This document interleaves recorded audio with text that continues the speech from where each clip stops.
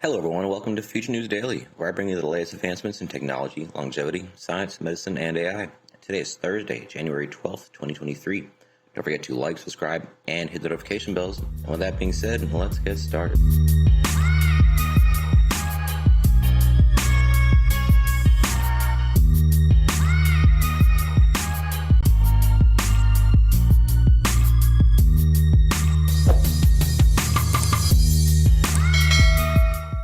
So first up today, artificial intelligence to map out all planets and could change our plans for the moon and Mars. So I have two different AI articles today. The first up being the one on, of course, mapping the planets. The second one in relation to the DALL-E that I've been talking about before, the text-to-speech. This is kind of more long-form text-to-speech, so DALL-E is text-to-image. ChatGPT is text-to-speech. This is more in that vein, but a little more complex. Stay tuned for that. First up, a team of scientists has developed a new open source tool powered by artificial intelligence to map out the planets.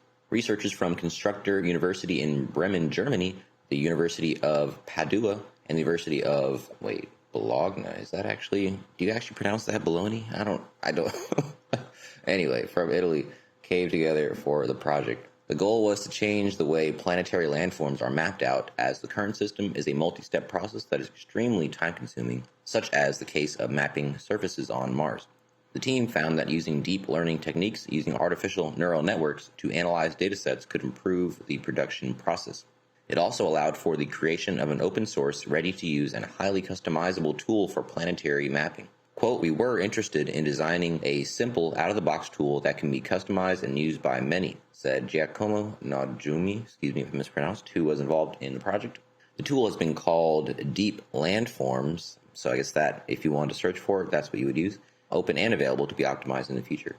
It is an inexpensive, fast, and simple approach to mapping planets in outer space, according to the team.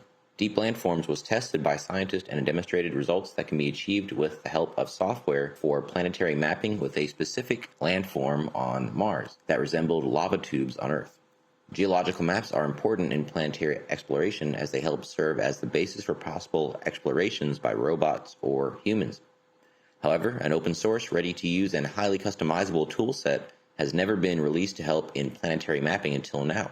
As technology improves, so will mapping techniques on Earth and in outer space. I'm sure we're going to hear a lot more about this. Pretty quick article in regards to this, as are a couple other ones down the line today. However, if this is open source and in that vein of the AIs that are coming out right now, this should have a kind of exponential growth. Imagine if thousands of scientists or whomever are using this to map out all different planets. So they haven't mentioned kind of data this AI is going to need. So I'm thinking of limitations on this. So is there limitations in terms of how far out, how old the light is, how far redshifted it is, that we can use it, the limitations on the data we're getting from outer space to map the planets.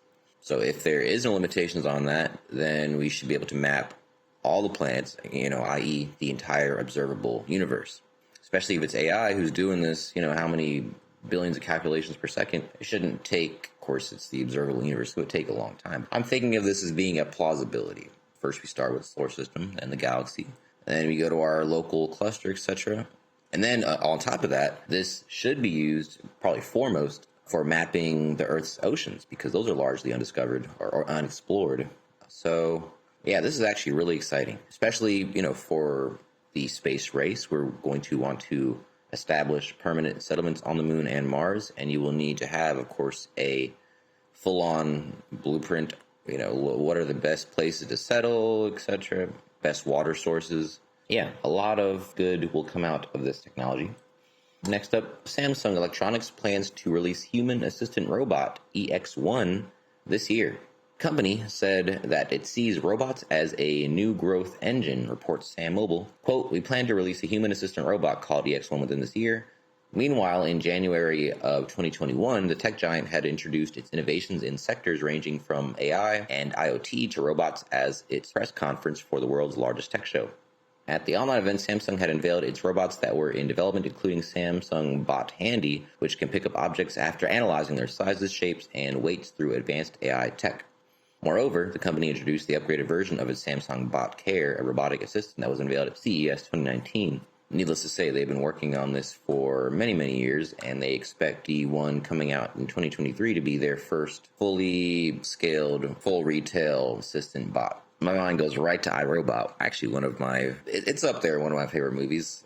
So those of you who've seen it, or Will Smith fans, post the Oscars and stuff. But you know what I'm saying?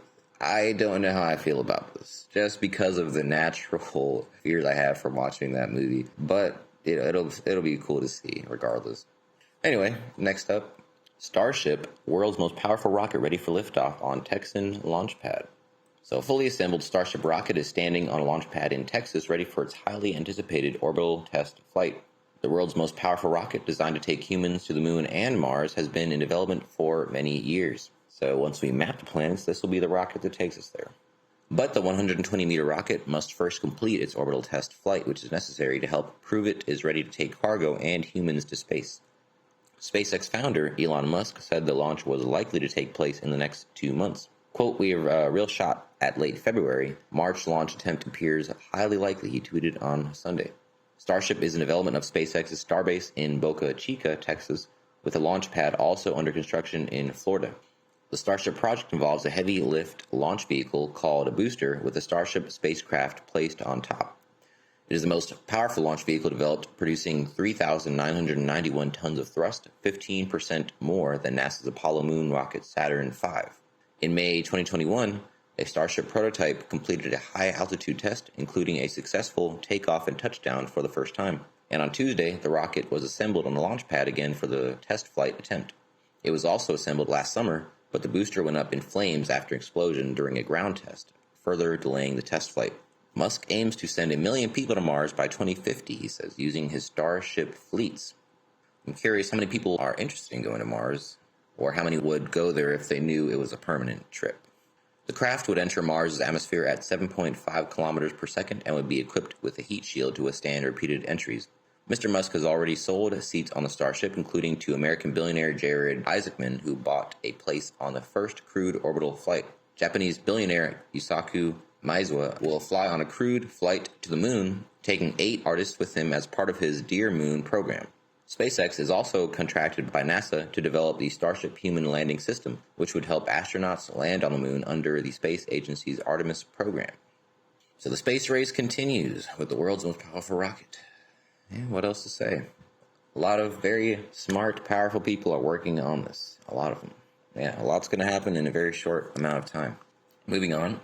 Microsoft's new AI can simulate anyone's voice from a 3-second sample. So this might be my favorite for today, although, well, tied for favorite. Because actually the 2 ARs are my favorite. The mapping out of the plants is pretty cool, but this is the next generation, it seems, of the Chat GPT. Well, it's not really Chat GPT. It's a kind of in its own subsection, but it seems like it has evolved from the predecessors. So Microsoft researchers have announced a new application that uses artificial intelligence to ape a person's voice with just seconds of training. The model of the voice can then be used for text-to-speech applications.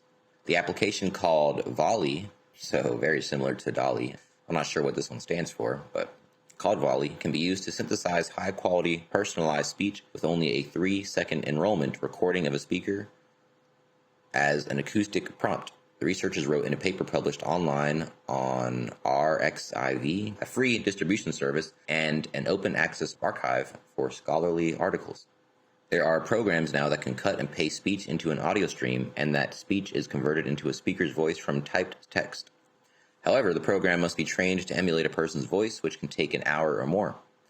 Quote, "One of the standout things about this model is it does that in a matter of seconds. That's very impressive," said by Ross Rubin, the principal analyst at Reticle Research, a consumer technology advisor firm in New York City. According to the researchers, Volley significantly outperforms existing state-of-the-art text-to-speech systems in both speech naturalness and speaker similarity. Moreover, Volley can preserve a speaker's emotions and acoustic environment. So, if a speech sample were recorded over the phone, for example, the text using that voice would sound like it was being read through a phone. Volley is a noticeable improvement over previous state-of-the-art systems, such as your TTS released in early 2022, said Giacomo Michelli, a computer scientist and creator of a website with an AI-generated, never-ending discussion featuring the synthetic speech of Werner Herzog and Slavoj Žižek. So 12 months later, you're seeing material improvements in text-to-speech AI. Notice the time frames that these progressions are happening and the shortening of that as time goes on. Quote, "This is a significant improvement over previous models which require a much longer training period to generate a new voice. It's still early days for this technology and more improvements are expected to have it more human-like." So unlike OpenAI, the maker of ChatGPT, Microsoft hasn't opened Volley to the public, so questions remain about its performance. For example, are there factors that could cause degradation of the speech produced by the application? Quote, "The longer the audio snippet generated, the higher the chances that a human would hear things that sound a little bit off," Michelli observed.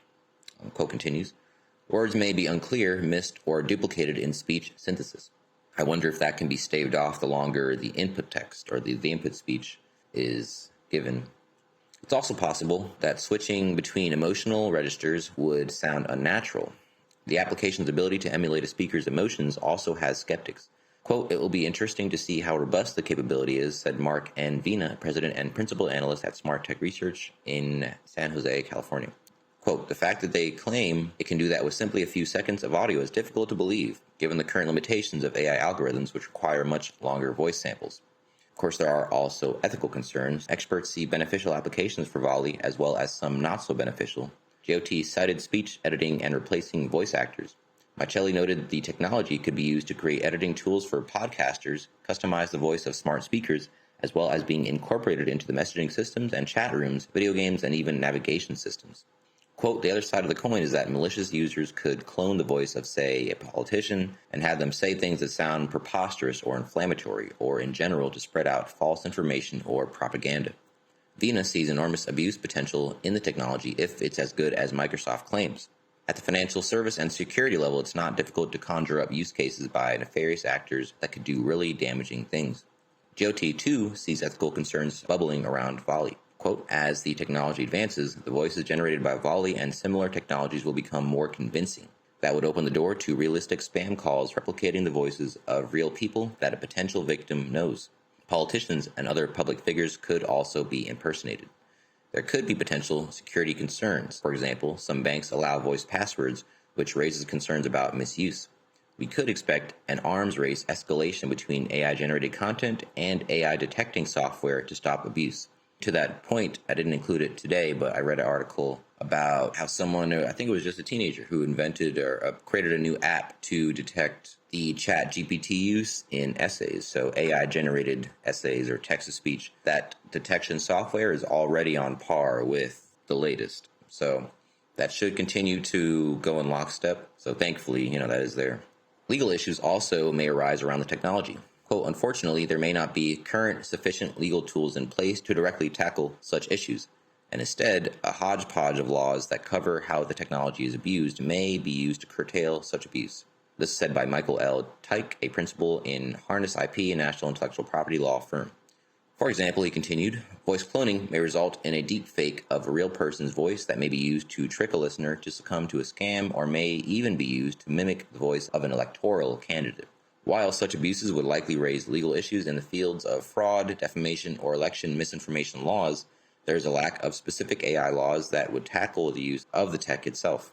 Further, depending on how the initial voice sample was obtained, there may be implications under the Federal Wiretap Act and state wiretap laws if the voice sample was obtained over, for example, a telephone line. Lastly, in limited circumstances, there may be First Amendment concerns if such voice cloning was to be used by a governmental actor to silence, delegitimize, or dilute legitimate voices from exercising their free speech rights. As these technologies mature, there may be a need for specific laws to directly address the technology and prevent its abuse as the technology advances and becomes more accessible." This person has clearly spent a lot of time thinking about this. These are all very good thoughts, issues that need to be brought to light. Yeah, very good that this is being talked about before it's becoming a major issue. Also pointing out that this is not open to the public yet, so maybe it's because, maybe they haven't gotten all the kinks out. They think there's a little more work to be done. but I assume, or I believe, it will absolutely be available for use for general populace in the not too distant future. I will certainly try it out myself and let you guys know what I think. But that is the last article I have for you today. Don't forget, this video is for educational purposes only. I will never recommend any investments, solicit your time or money, attempt to contact you on any other platform, or own any rights to the information within this content. With that being said, thanks for tuning in, and I'll see you in the next one.